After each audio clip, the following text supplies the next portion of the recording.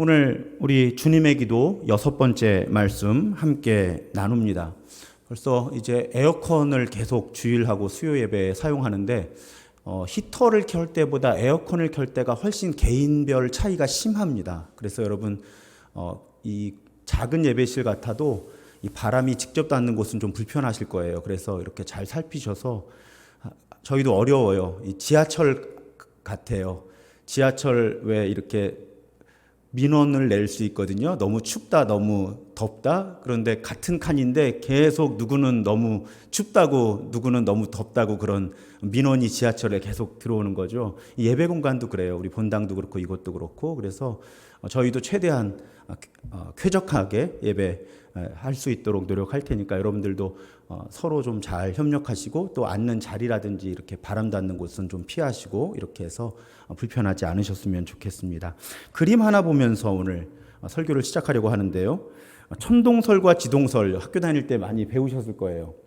본래 이런 줄 알았던 거죠. 지구가 태양계의 중심인 줄 알았던 거예요. 사실상 온 우주의 중심에 지구가 있고, 태양을 비롯해서 모든 종류의 별들이 다 지구를 중심으로 돈다고 믿었던 시대가 있었어요.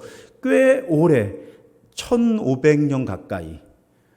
그렇게 믿었는데 이제 기술이 발달하는 거예요. 또 학문이 발달하는 거예요. 천문학이 발달해서 망원경도 나오고요. 그래서 하늘의 별들을 이렇게 움직임을 측정을 하게 되는데, 그렇게 움직임을 측정하다 보니까 곤란해지는 거예요. 왜 곤란해지는가 하면 저 그림으로 설명할 수 없는 현상들이 너무 많이 보이는 거예요. 이 별의 움직임 속에서. 그러니까 저 지구가 우주의 중심이라고 하는 저 그림이 자꾸 복잡해지는 거예요. 왜냐하면 관찰을 하면 할수록 저 그림이 안 맞으니까 자꾸 그림이 복잡하게 그러면 이 별 옆에 이 별이 가야 되나? 이 별은 이렇게 움직여야 되나? 이렇게 복잡해지는 거예요. 그러다가 새로운 아이디어가 나온 거죠. 지구가 우주의 중심, 태양계의 중심이 아니라 태양이 태양계의 중심은 아닐까? 그렇게 해서 태양을 생각의 중심에 놓고 별들의 움직임을 관찰하기 시작하니까 복잡할 게 하나도 없는 거예요. 딱 저 틀에 맞는 거죠. 물론 이 생각의 변화가 쉽지 않았던 거예요. 꽤 오랜 시간이 걸렸고, 유명한 갈릴레오 갈릴레이라고 하는 분은 종교 재판을 받기도 했고요. 성경의 가르침은 그렇죠. 천동설이다. 지구가 우주의 중심이다. 이래서 아주 복잡한 과정을 거치기도 합니다. 태양이 태양계의 중심이고 지구가 태양의 둘레를 돌고 있다 하는 그런 생각을 확립하는데 아주 결정적인 공헌을 한 분이 15세기, 16세기 폴란드의 천문학자 니콜라우스 코페르니쿠스예요. 그래서 우리가 지금도 어떤 생각의 틀 자체가 변화되는 어떤 혁명적인, 아주 뿌리부터 생각이 변화하는 그런 급진적인 변화를 말할 때 우리는 코페르니쿠스적인 전환이다, 이런 말을 합니다. 그러니까 마치 지구가 태양계의 중심이라고 생각했던 그런 생각의 관점이, 아니 태양이 태양계의 중심이야 하고 근본적인 사고 자체가 변화될 만큼 큰 변화를 우리는 코페르니쿠스적인 변화, 코페르니쿠스적인 전환, 이렇게 부른다는 거예요. 사실은 예수를 믿게 되는 건 코페르니쿠스적인 전환입니다. 내가 내 삶의 중심에 있다가 하나님이, 또 우리 예수가 그리스도고 주님이시라는 고백이 내 인생관을 바꾸는 거예요. 그래서 종교를 갖게 되는 것도 사실은 코페르니쿠스 전환이고요. 기도를 배우는 과정도 코페르니쿠스적인 전환이 필요합니다. 오늘 주님의 기도 시리즈 설교 6번째 설교이자 주님의 기도에 담긴 6개 청원 가운데 3번째 청원을 살펴보는 오늘쯤에 이르면 이제 우리가 깨달아야만 하는 거예요. 자, 오늘 이 설교를 현장에서 또 온라인으로 함께 하시는 분들 가운데는 이미 이렇게 기도에 있어서 코페르니쿠스적인 전환을 경험한 분들도 계시고 그렇지 못한 분도 계실 거예요. 한마디로 기도는 내가 하는 것처럼 보여도 기도의 중심은 내가 아니라는 것이죠. 그 고백이 기도의 코페르니쿠스적인 전환이라고 하는 것입니다. 자, 처음에는 아까 지동설, 천동설하고 똑같은 영적인 체험을 우리가 하게 돼요. 처음에는 내가 기도의 중심에 있어도 문제를 느끼지 못합니다. 그냥 내가 기도의 중심이고요. 기도는 전적으로 하나님께 내 필요를 아뢰고 하나님이 그 문제를 풀어주시는 것이 기도예요. 그런데 그렇게 기도해도요, 문제를 느끼지 않아요. 오히려 재밌어요. 이렇게 기도하니까 하나님이 이렇게 응답해 주시는구나. 이렇게 기도하니까 하나님이 이렇게 들어주시는구나. 그런데요, 우리가 영적으로 성숙해 갈수록 그런 기도의 한계를 느끼는 지점이 옵니다. 기도에 위기가 오는 지점이 와요. 그래서 만약에 여러분께서 지금도 여전히 기도는 내 소원을 하나님께 아뢰고 그 소원을 하나님이 들어주시는 것이 기도의 100%다. 그것이 기도다라고 생각하시는데 아무런 갈등이 없으시면 사실은 아직 적어도 기도의 영역에 있어서 영적인 성장을, 충분한 성숙을 경험하시지 못한 걸 수도 있는 거예요.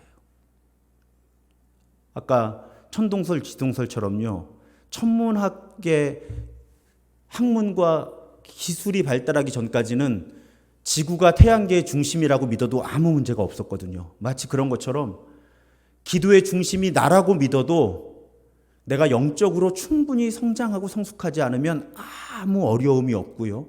오히려 기도는 즐겁기만 합니다. 그런데 오히려 내가 영적으로 성장하고 성숙하면 어느 날 점점 뭔가 이상하다는 걸 깨닫게 되는 거예요. 내가 지금 기도를 잘하고 있는 것인지 궁금해하게 되고 의심하게 되고요. 그리고 내가 기도하는데 하나님이 안 들어주시는 것 같은 경험들을 더 많이 하게 되고요. 그리고 내가 예전 방식으로 기도를 하는데 뭔가 지금 내가 기도를 잘못하고 있는 것 같은 생각이 들기도 하고, 기도의 길을 잃어버리는 것 같은 경험을 하기도 하고, 기도를 내가 못하나 보다, 아니면 잘했던 기도를 이제 못하게 되었나 보다 하는 그런 실패에 대한 그런 경험을 하게 되기도 합니다. 여러분, 그런데 그런 경험은 지극히 정상적인 영적 성장과 성숙의 아주 중요한 지점에 와 있을 때 하는 경험이에요. 이렇게 예를 들어 볼게요. 제가 이걸 어떻게 설명할까 굉장히 고민을 했는데 이렇게 예를 들어 볼게요. 자, 부모와 자녀가 있어요. 어린 자녀와 부모예요. 부모가 자녀에게 용돈을 주고 필요한 모든 걸 들어준다고 그 부모 자녀 사이가 성숙하고 충분한 건 아니잖아요. 부모와 자녀 사이에는 실질적인 필요를 채워주는 것을 넘어서는 무언가가 있어야 돼요. 그 신뢰와 사랑이 있어야 되는 거예요. 자, 이번에는 어른 자녀하고 나이가 이제 노년이 된 부모와의 관계를 또 생각해 보죠. 자, 자식이 부모에게 용돈을 충분히 드린다고 자녀됨의 도리를 다하는 거 아니잖아요. 분명히 부모와 자녀 사이에는 용돈을 주고 삶의 필요를 채워주는 것 이상의 관계가 있어야 그것이 성숙하고 아름다운 부모와 자녀 사이의 관계라는 거죠. 지금은 남성들도 많이 그런 생각을 하지 않는데, 혹은 여성이라고 해도 가장들이 그런 생각을 많이 하지 않는데, 몇 년 전까지만 해도 실제 상담 사례도 그렇고 드라마나 영화에도 보면 어떤 가장들, 뭐 남성이든 여성이든 그런 모습이 나오는가 하면 가족 간의 갈등이 심각해지는 거예요. 그러니까 아버지와 남편이 그 역할을 잘 감당해 주지 않아서, 혹은 어머니와 아내가 역할을 충분히 감당하고 있지 못해서. 왜? 일하느라고 돈 버느라고 바빠서.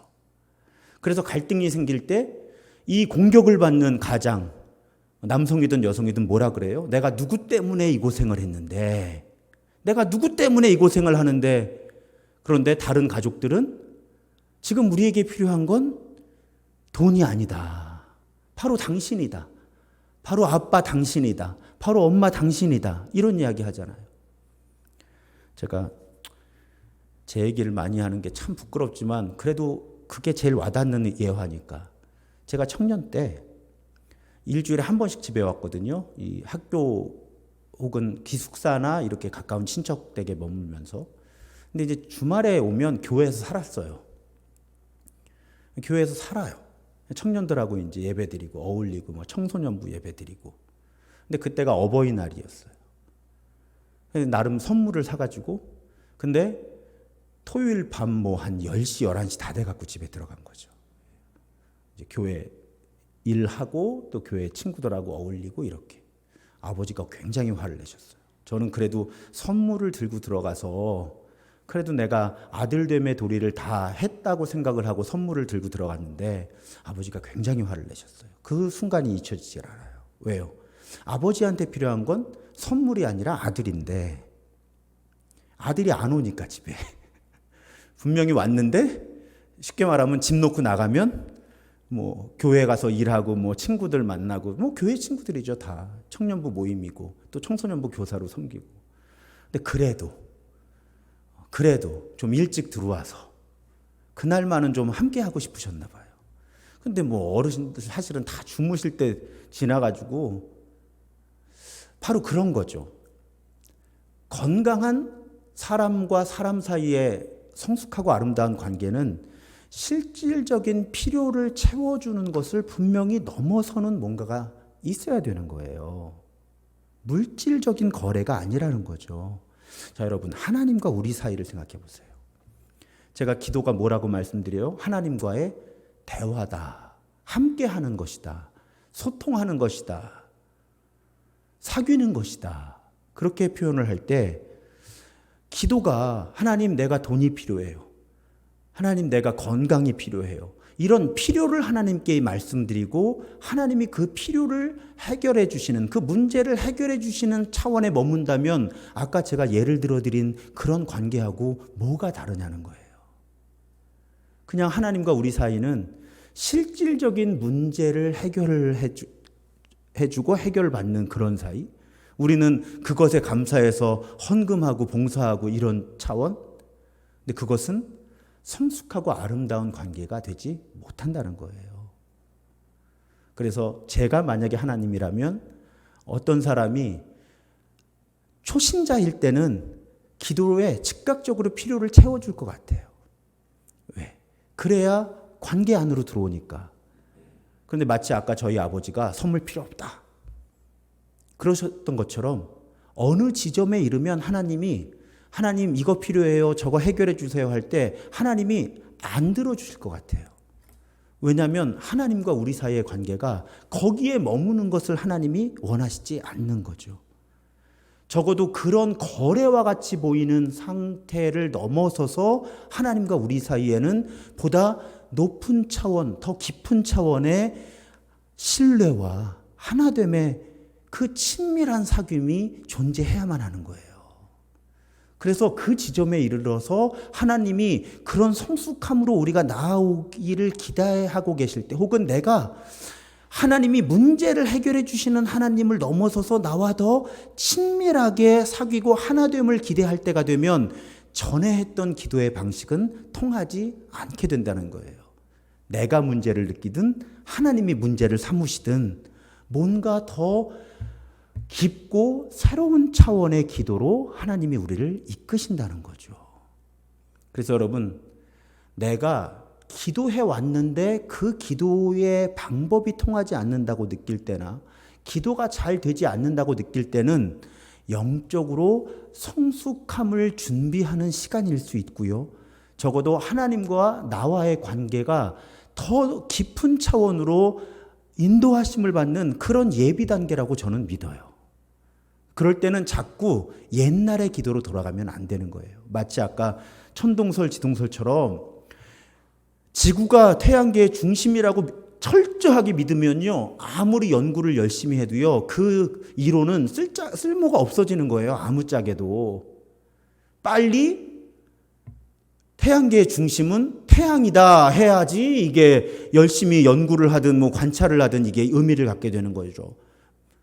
마찬가지로 내 기도가 이제 통하지 않게 되었을 때는 새로운 기도, 새로운 관계로 나아가야지 과거에 내가 좋았던 그 기도의 체험으로 돌아가려고 애를 쓰면 쓸수록 오히려 하나님과의 관계는 더 깊이 나아가지 못하고 나는 나대로 힘들고 기도가 되지 않아서 죄책감에 빠지고 하나님은 하나님대로 답답해지는 상황이 온다는 거예요. 제가 가끔 그런 말씀 드려요. 여러분, 첫사랑을 이야기하는 건 양면성이 있어요. 왜냐하면 자 보세요. 예를 들어 드릴게요. 그냥 아내랑 제가 만났어요. 처음 만났을 때에 왜 그 뭐라고 표현할까요? 뭐 짜릿함이라고 표현할까요? 그런 마음이 있어요. 그런데요, 부부가 저희가 20년이거든요, 지금. 첫사랑보다 지금 사랑이 더 성숙하고 아름다워야 말이 되는 거죠. 그렇잖아요? 그러니까 저는 첫사랑이 그립지를 않아요. 왜냐하면 지금이 더 좋아요, 아내랑. 그러니까 내가 하나님과의 첫사랑이 그립다고 할 때 조심해야 될 것이 무엇인가 하면 그 첫사랑의 어떤 순수함 이런 것에 대한 어떤 갈망과 회복의 마음 이런 것은 소중하지만 적어도 예수를 처음 만났을 때보다 지금 내가 5년 10년 지났으면 그때보다 예수님하고 훨씬 더 친해졌어야 말이 되는 거죠. 더 깊이 신뢰하고 사랑하게 되었어야 말이 되는 거예요. 그러니까 주님과의 첫 만남, 첫사랑이 그리워진다는 건 매우 심각한 영적인 위기라고 하는 것입니다. 지금이 더 좋아야 되는 거거든요. 그러면 사실은 여러분의 영적 지도자와 굉장히 깊이 있는 이야기가 필요할 수 있는 거예요. 과거의 기도로 돌아가는 것이 성장과 성숙이 아닐 수 있다는 거예요. 이건 오히려 퇴보일 수 있다는 거예요. 지금 나와 하나님의 관계는 어디를 향해 가고 있느냐? 하나님이 나에게 기대하시는 것은 무엇이냐? 내가 하나님께 기대하는 것은 무엇이냐? 나와 하나님은 지금 충분히 더 친밀하게 사귀고 친밀한 하나됨의 그 발걸음을 느리지만 지속해 가고 있느냐 하는 이렇게 앞으로 나아가서 점점 더 어려움을 지나가서 성장하고 성숙할 생각을 해야 되는데 아주 많은 교인들은 내가 처음에 뜨거웠었는데 내가 처음에 오히려 그것을 추구하는 과정이 더 미숙한 상황을 향해 나아간다는 거예요. 더 영적인 미숙함을 향해서 발걸음을 돌릴 수도 있다는 거죠. 그래서 여러분, 기도가 통하지 않을 때는 내가 혹시 태양이 우주의 중심이라고 반대죠. 지구가 우주의 중심이라고 믿으면서 열심히 연구하는 것과 같은 일을 하고 있는 거 아닌가?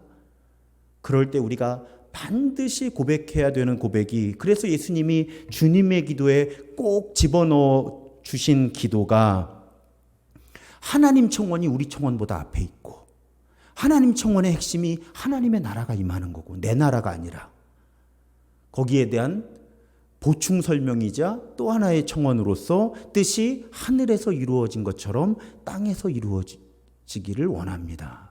결국 뭐예요? 하나님의 뜻이 이루어지기를 원합니다. 뜻이 하늘에서 이루어진 것 같이 땅에서도 이루어지다가 우리의 기도가 되어야 된다. 그럴 때 내가 기도의 중심이 아니라 하나님과 하나님의 나라, 하나님의 통치, 하나님의 뜻이 기도의 중심에 자리를 잡게 되고요. 그러면 기도에 있어서 코페르니쿠스적인 전환이 일어나서 그렇게 딱 중심이 다시 잡히면 그때부터는 열심히 기도할수록 어떻게 되는 거예요? 하나님과 우리 사이가 친밀해져 가는 거고 우리가 새로운 차원의 하나님의 응답을 경험하게 되는 거죠. 그래서 여러분 혹시 아직 그런 변화를 경험하지 못하셨다면 자꾸 과거로 돌아가시려고 하지 말고 내 기도에 코페르니쿠스적인 전환이 필요한 거예요. 그래서 하나님, 하나님의 통치, 하나님의 뜻이 이루어지는 것이 내 기도의 중심이 되는 그래서 주님이 이 청원을 우리에게 가르쳐 주신 것입니다. 제가 이 기도를 진심으로 드리게 됐을 때가 고3 때예요. 그때는 몰랐죠. 그런데 제 이런 영적인 여정을 쭉 오늘 설교를 준비하면서 내가 언제 처음으로 뜻이 하늘에서 이루어지는 것처럼 땅에서 이루어지기를 원합니다라고 기도했을까 생각해 보니까 고3 때예요. 왜 그런가 하면요. 여러분 웃으실지 모르겠는데 고3이 됐는데 기도를 못 하겠는 거예요. 왜 그랬을까요? 저를 합격시켜달라고 기도하면 마음이 불편한 거예요. 왜요? 제가 합격하면 다른 누군가는 불합격하잖아요. 그러니까 이 고등학교 3학년 때 정말로요, 제가 기도를 못 하겠는 거예요. 하나님, 제가 대학에 합격하게 해주십시오라고 기도하는 순간 제 마음속에서 하나님, 누군가는 저 때문에 떨어지게 해주십시오라고 기도하는 것 같은 거예요. 이게 기도인가? 이렇게 기도하면 안 되는 거 아닌가? 제가 놀랍게도 고3 때가 지금보다 나았던 것 같아요. 훨씬 순수하고 마음이. 정말이에요. 그래서 고3 때 하나님, 저를 합격시켜 주십시오라는 기도를 못 하겠는 거예요. 이건 내가 크리스찬인데 어떻게 남을 떨어뜨리게 해달라고 기도를 하나. 그렇잖아요. 제가 어디를 지원하든 정원은 그 과에 딱 한정되어 있으니 하나님, 저를 합격시켜 주십시오 하는 기도는 아주 논리적으로 누군가를 불합격시켜 달라는 기도예요. 여러분, 우리 돈 달라고 하는 기도나 집 달라고 하는 기도가 대부분 다 이런 논리로 연결되어 있어요. 제가 그래서 그런 기도를 못해요. 세상에 자원은 한정되어 있잖아요. 그럼 나한테 뭐를 달라고 그러면 누군가는 그걸 빼앗겨야 돼요. 그러니까 제가 그런 제 기도의 논리의 문제를 처음 직면한 게 고3 때였던 거예요. 기도를 못 하겠어요. 그러다 어느 날 이 고백이 그걸 그냥 깨닫게 된 거예요. 하나님의 뜻이 이루어지게 해달라고 기도하면 되겠다. 하나님의 뜻이 이루어지게 해달라고 내가 기도를 하면 내가 하나님의 뜻이어서 붙으면 덜 미안해도 되겠다, 떨어진 사람한테. 그리고 나는 적어도 나 합격시켜달라고 기도한 건 아니니까, 다른 사람 떨어뜨려달라고 기도한 건 아니니까 하나님의 뜻이 이루어지게 해달라고 기도해야 되겠다. 그러면 만약에 내가 떨어져도 그게 하나님의 뜻이면 내가 그걸 받아들이면 되지 않나, 이런 생각을 고3 때 한 거예요.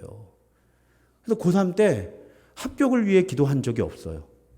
처음에 몇 번 했어요. 그러다 아까 말씀드렸던 그런 갈등 때문에 하나님, 제 입시 과정 속에 하나님의 뜻만 이루어 주옵소서, 이렇게 기도를 했어요. 고3 내내.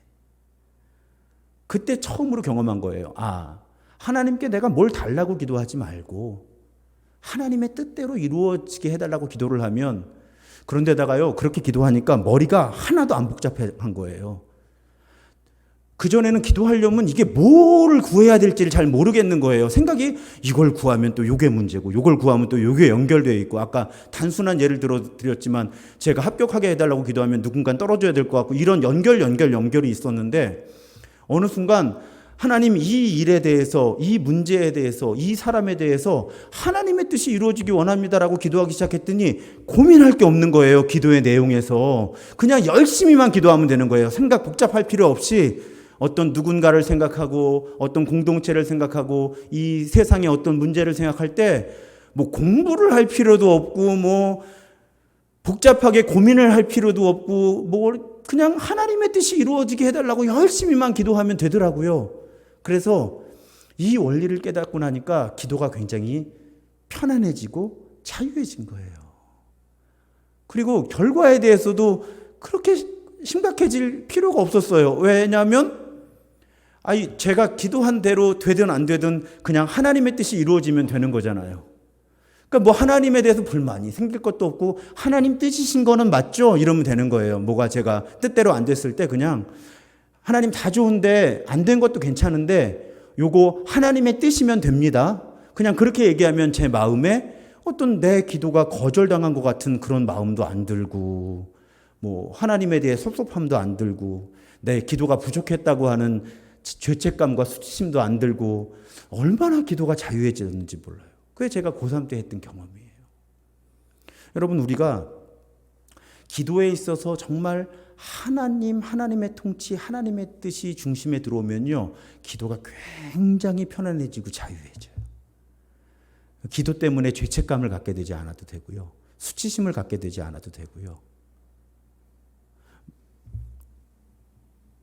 그런데 정말 우리가 하나님의 뜻을 이루어 달라고 진심으로 기도하려면 몇 가지의 동의를 해야 돼요. 첫 번째가 이사야 55장 말씀이에요. 8절과 9절에 이는 내 생각이 너희의 생각과 다르며 내 길은 너희의 길과 다름이니라. 여호와의 말씀이니라. 이는 하늘이 땅보다 높음같이 내 길은 너희의 길보다 높으며 내 생각은 너희의 생각보다 높음이니라. 그러니까 하나님의 뜻을 이루어 달라고 기도를 하기 위해서는 먼저 하나님의 뜻이 내 뜻보다 항상 더 높은 차원입니다라는 걸 인정할 수 있어야 돼요. 하나님의 수가 내가 생각하는 수를 항상 넘어섭니다. 이건 사실은 주님의 기도 처음 부분의 고백을 정직하게 할 수 있다면 확인된 거죠. 하늘에 계신 우리 아버지고 그 하나님은 초월하시면서 우리를 사랑하시는 하나님. 초월하시는 하나님이니까 당연히 우리가 생각할 수 없고 예측할 수 없는 것까지를 다 알고 계시는 그런 하나님. 일단 그걸 고백할 수 있어야 되는 거죠. 그래야 하나님의 뜻이 이루어지기를. 우리가 다른 사람하고 뭔가 토론할 때 그 사람의 뜻이 내 뜻보다 우월하다는 것을 인정할 때 그 사람 뜻대로 할 수 있는 거잖아요. 그러니까 하나님의 뜻은 항상 내 뜻보다 옳다. 그렇게 고백할 수 있어야 하나님의 뜻을 구할 수가 있게 됩니다. 또 한 가지 차원은 예레미야 29장 11절이에요. 여호와의 말씀이니라 너희를 향한 나의 생각을 내가 아나니 평안이요 재앙이 아니니라 너희에게 미래와 희망을 주는 것이니라. 자, 하나님의 뜻이 항상 우리보다 높은데 그 뜻은 재앙이 아니라 평안이다. 우리에게 미래와 희망을 주는 것이다. 우리가 하나님의 뜻이 항상 우리에게 더 적절하다라고 고백할 수 있어야 우리가 하나님의 뜻을 구할 수 있게 되는 거예요. 그러니까 우리 하나님이 좋으신 분이다라는 걸 신뢰하고 고백하게 되면 될수록 우리는 진심으로 하나님의 뜻이, 하늘의 뜻이 땅에서 이루어지기 원합니다를 기도할 수 있게 되는 거예요. 그래서 우리가 정리하면 전심으로 하나님의 뜻이 이루어지기를 원합니다라고 기도하려면 하나님은 항상 나보다 오르시다. 내가 깨닫고 파악하지 못하는 영역까지 하나님은 다 보시면서 파악하시는 것이다. 그리고 나 잘 되는 게 하나님의 뜻이다. 우리가 마음을 다해서 그렇게 고백할 수 있을 때 우리는 비로소 주님의 기도를 드리면서 뜻이 하늘에서 이루어진 것 같이 땅에서 이루어지이다를 기도할 수 있게 된다는 거예요. 그래서 제가 설교문에 그렇게 써놨어요. 하나님의 뜻이 이루어진다면 그것은 반드시 해피엔딩이다. 여러분, 욥기가 지금 그 난리를 겪으면서 우리가 주일마다 살펴보는데 사실은 욥기라고 하는 그 한계 안에서 그래도 해피엔딩이잖아요. 물론 우리가 지금 주일마다 살펴보는 욥은 정말 이유도 알 수 없겠고 정말 하나님은 침묵하고 친구들은 공격하는 그런 처지 다 빼앗기고 다 잃은 차라리 내가 태어나지 않았다면 좋았을 것을 이렇게 처절하게 울부짖는 욥이지만 사실은 욥기는 해피엔딩이잖아요. 나름대로. 그러니까 우리가 어떤 짧은 시간 안에서는 하나님의 뜻이 이루어지는 것이 우리에게 고통이고 아픔이고 슬픔일 수 있지만 짧은 시간 안에서는 그런데 궁극적으로는 하나님의 뜻이 정말로 이루어진다면 정말로 사탄의 뜻에 오염되지 않고 우리의 뜻에 오염되지 않고 정말 하나님의 뜻이 하나님의 뜻대로 이루어진다면 그것은 궁극적으로 반드시 해피엔딩이다. 그렇게 고백하게 되면 될수록 우리는 뜻이 하늘에서 이루어진 것 같이 땅에서 이루어지다를 고백할 수 있게 된다는 것입니다. 이 기도의 모범이 오늘 본문이잖아요. 겟세마네 기도. 나의 원대로 마시옵고 아버지의 원대로 하옵소서. 제가 이 본문 설교할 때 가끔 그런 말씀 드리죠. 나의 원대로 마시옵고 하고 아버지의 원대로 하옵소서 사이에 5분일지 5시간일지 모른다고. 무슨 말씀인지 아시겠죠? 쉬운 기도가 아니었다는 거예요. 왜냐하면 예수님이 직접 제자들한테 뭐라 그러세요? 내 마음이 매우 고민하여 죽게 되었다. 세상에 하나님이 죽게 되었다는 거예요. 지금 그렇게 고통스럽다는 거예요. 그러니까 이 기도는 그냥 툭 던지는 기도가 아니었고요. 그것도 3번을 반복하잖아요. 그러니까 아마도 나의 원대로 마시옵고 아버지의 원대로 하옵소서까지는 굉장히 오랜 시간. 그 앞에 무슨 기도가 있었어요? 이 잔을 내게서 옮겨 주옵소서. 그러니까 아마 그 기도를 더 많이 하시지 않았을까 처음에는. 그 기도를 1시간을 하셨는지 2시간을 하셨는지 10시간을 하셨는지 모르지만 처절한 기도 끝에 나의 원대로 마시옵고 아버지의 원대로 하옵소서. 그런데 이것도 한 번이 아니라 3번을 반복하실 만큼 어려운 기도였다는 거죠, 예수님께. 왜요? 하나님의 뜻이 이루어진다면 예수는 모욕적인 재판을 받으셔야 됐고 고통스러운 십자가를 감당하시고 죽으셔야 됐기 때문에 예수께도 결코 쉬운 기도가 아니었다는 거죠. 아버지의 뜻대로 이루어지길 원합니다. 그런데 예수님은 무엇을 알고 계셨던 거예요? 그것이 고통스러운 과정인데 아까 말씀드린 대로 아버지의 뜻대로 이루어지는 것이 궁극적으로 해피엔딩이기 때문에 그걸 알고 믿으셨기 때문에 나의 원대로 마시옵고 아버지의 원대로 해달라고 기도하실 수 있었던 거죠. 그래서 십자가와 부활을 통해 우리를 구원하신 거죠. 그래서 악에 대한 최종적인 승리를 선포하신 거잖아요. 해피엔딩이잖아요. 십자가의 고통이 끝이 아니라 부활의 승리가 끝이고 우리의 구원이 이루어지고 악을 무력화시키고 악으로부터 승리를 선포하셨고 하나님의 뜻이 이루어지는 것이 궁극적으로는 해피엔딩이라고 하는 것을 예수는 알고 믿으셨기 때문에 아버지의 뜻대로 되기를 원합니다라고 기도하실 수 있었다는 거죠.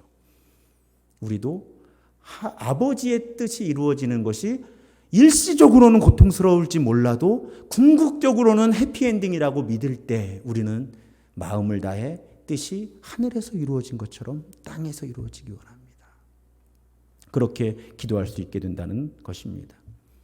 제 삶의 여정을 어제 말씀을 준비하면서 이렇게 돌아봤어요. 그랬더니요. 아까 대학 입시 말씀드렸는데 대학 입시에 하나님의 뜻이 이루어지게 해달라고 나름 기도했거든요. 근데 저는 대학 입시 2달 남겨놓고 개복 수술을 받았어요. 병원에 오래 있었어요. 시험 보러 가는 것이 거의 불가능한 정도의 체력이었죠. 복대를 2개를 칭칭 감고 가서 대학 시험을 봤어요. 그러니까 입시의 마지막 2달, 3달은 저의 기대와는 정말 너무 달랐어요. 전혀 생각해보지 못했던 과정이었던 거죠. 그런데 시간이 많이 지난 후에 저는 그때 그 입시 과정 가운데 하나님의 뜻이 이루어졌고 제가 처음에 계획했던 과정보다 지금 돌아보면 너무나 해피엔딩이 제 입시 과정 가운데 있었다라고 고백할 수 있어요. 그 다음에 삶의 과정도 마찬가지예요. 미국 유학을 준비하다가 비자 안 돼서 떨어졌죠. 뭐 결혼 문제, 결혼하고 자녀를 양육하는 문제. 사실은 생각해 보면 그런 모든 과정에서 제가 기대했던 일들만 일어난 건 아니에요. 오히려 기대와 반대의 경험을 많이 하기도 했어요. 그렇지만 저는 하나님의 뜻이 이루어지게 해달라고 기도했고요. 시간이 많이 지난 후에 돌아보면 제 뜻대로 안 된 게 은혜인 일들이 많아요. 그때 하나님이 내 기도를 거절하신 것이 은혜였구나. 그때 하나님이 내 기도를 들어주셨다면 어쩌면 내 삶이 훨씬 지금보다 나빠져 있었겠다, 망가져 있었겠다라는 그런 고백을 하게 돼요. 그러니까 끊임없이 제 뜻대로 이루어지지 않는 기도의 여정이었는데 결국 하나님의 뜻대로 이루어지는 그 삶의 여정이 해피엔딩이었다고 저는 고백할 수 있어요. 자, 담임 목회 나오는 과정 마찬가지예요. 지금 자주 말씀드리죠. 요즘에 이제 속회 신방하면서 자주 말씀드리게 되는데 이제 2주년 지났으니까 여기 신도중앙교회 오기 전에 1년 동안 5번 제가 목회를 나갈 뻔했거든요. 개척도 할 뻔했고 만나교회에서 분립개척도 할 뻔했고 유명한 교회들 청빙과정도 이렇게 해서 최종 후보지도 올라갔고 뭐 여러 과정을. 그런데 그때마다 꼭 마지막에 안 되는 거예요. 이해할 수 없는 과정 속에 안 되는 거예요. 그때도 주로, 다는 아니에요 솔직히, 주로 하나님의 뜻이 이루어지게 해달라고 기도했어요. 왜냐하면 가서 힘들까 봐. 보면 교회 상황들이 만만치 않은 거예요. 뭐 개척을 해도 마찬가지고요. 담임으로 가도 이건 내 고집을 부리면 안 되겠구나. 하나님 그 교회의 담임 목사로 가든 못 가든 그냥 하나님의 뜻만 이루어 주십시오. 주로 그렇게 기도하려고 애를 썼어요. 그랬더니 5번이 안 됐어요. 그런데 그리고 2년여가 지난 지금 돌아보면 신도중앙교회 담임 목사가 되게 하시는 것이 하나님의 뜻이었고 그것이 저와 우리 가족과 교회에 있어서 적어도 이 시점에서 해피엔딩 아니었는가. 그러니까 그 5번 제가 거절당하고 거부당했던 그 경험은 사실은 결과적으로는 해피엔딩으로 하나님이 저를 인도하시는 그런 과정이었다고 저는 고백을 해요. 제 얼굴에 진정성이 느껴지지 않나요, 지금? 그러니까 여러분, 오늘 말씀을 준비하면서 가만히 이렇게 생각해 본 거예요. 그러니까 정말 제 뜻대로 이루어지지 않아서 감사한 순간들이 많아요. 내 뜻대로 이루지 않으시고 하나님 뜻대로 이루어 주신 그 과정이 너무 감사해요. 그래서 왜 찬양 가사도 있잖아요. 응답하신 것도 감사하고 거절하신 것도 감사하고. 우리가 정말 그런 하나님을 신뢰할 수 있다면 우리는 우리 삶에 하나님의 뜻이 이루어지는 것이 가장 좋은 것이라고 기도할 수 있게 된다는 것입니다. 그래서 여러분 어떻게 생각하실지 모르지만 오해 없이 들으세요. 기도할 때 자꾸 힘을 빼세요. 자꾸 힘을 빼세요. 어떤 리듬, 어떤 상황 속에서는 하나님이 정말 장이 끊어지도록 기도를 시키실 때가 있어요. 그런데 그것이 내 기도의 100은 아니에요. 구할 만큼 충분히 구했다고 생각할 때는 내 힘을 빼야 되는 거예요. 그리고 예수의 고백을 해야 되는 거예요. 이것이 하나님 내가 간구하는 것입니다. 그래서 제가 말씀드리죠. 모든 기도의 마지막에 꼭 그 고백을 하시라고. 이것이 하나님 제가 분별하고 제가 갈망하는 최선의 상황을 지금 하나님께 구했지만 제 뜻대로 마시옵고 아버지의 뜻대로 이루어 주시길 원합니다 할 때 우리의 기도가 완성이 되는 거예요. 그 한 문장으로 우리의 기도는 수준이 다른 기도가 돼요. 그 한 문장을 진심을 다해 할 수 있다면 우리의 기도는 하나님을 행복하게 하는 기도가 될 수 있는 거예요. 오늘 치유와 회복을 위해 기도할 때도 마찬가지죠. 여러분 뜨겁게 기도하세요. 몸과 마음의 병을 고쳐달라고, 가정의 형편을 하나님 돌보아 달라고, 깨어지고 파괴된 관계들을 회복시켜달라고, 나와 가정과 교회와 일터의 모든 문제들 가지고 하나님께 부르짖으세요. 문제 해결해달라고. 마지막에 한 문장만 하시면 되는 거예요. 나의 원대로 마시고 아버지의 뜻대로 되기를 원합니다. 예수님의 이름으로 기도합니다. 아멘. 우리 예수님의 이름으로 기도합니다. 아멘은 다 하잖아요. 그 앞에 한 문장만 더 붙이면 되는 거예요. 나의 원대로 마시옵고 아버지의 뜻대로 되기를 원합니다. 예수님의 이름으로. 그렇게 겟세마네에서 기도하신 예수님의 이름으로 기도합니다. 아멘 하면 그 앞에 아무리 좀 과장해서 표현할게요. 그 앞에 아무리 기도를 잘못했어도요. 그 기도가 교정이 되는 거예요. 왜요? 잘못 기도했던 모든 잘못된 분별이라든지 내 욕망이 다 제자리로 오는 거거든요. 그 한마디로. 또 우리가 다른 누군가의 치유와 회복을 위해 중보기도 할 때도 마찬가지. 그분이 부탁한 대로 기도 뜨겁게 해주세요. 그리고 마지막에 이것이 우리의 기도입니다. 하지만 우리 뜻대로 마시고 아버지의 뜻대로 이루어 주십시오.